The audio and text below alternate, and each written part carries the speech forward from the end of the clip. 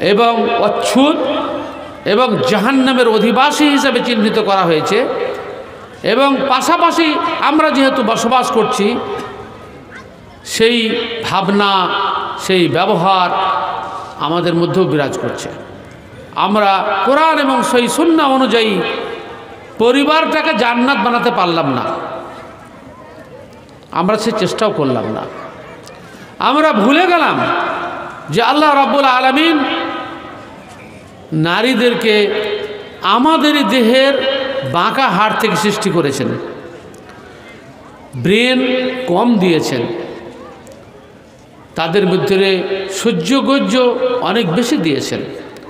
আমরা সেই সুযোগ নিয়ে নারীদের প্রতি আমরা প্রচুর অত্যাচার করে চলেছি।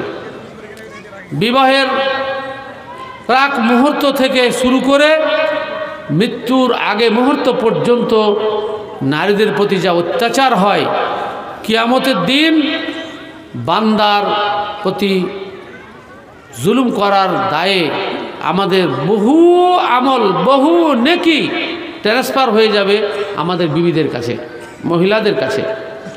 আল্লাহ রাসূল সাল্লাল্লাহু আলাইহি ওয়াসাল্লাম পরিষ্কার ভাষায় বলছেন, আতাদরুনা মানিল মুফলিস, ভিখারিকে জানো?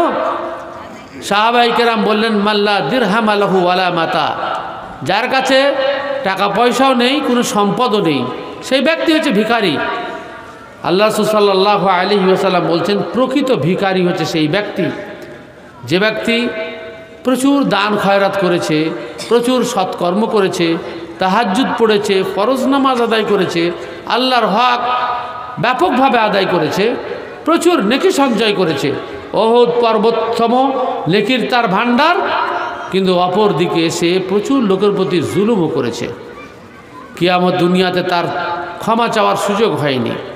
আল্লাহ রাসূল সাল্লাল্লাহু আলাইহি ওয়াসাল্লাম বলছেন, কিয়ামতের দিন যেহেতু জুলুমের বদলা জুলুম দিয়ে সম্ভব নয়, আল্লাহ তাআলা একমাত্র বিচারক, সেজন্য আল্লাহ রাব্বুল আলামিন যে ব্যক্তি জুলুম করেছে তার নেকি থেকে যার প্রতি জুলুম হয়েছে তাকে দিয়ে দেবেন।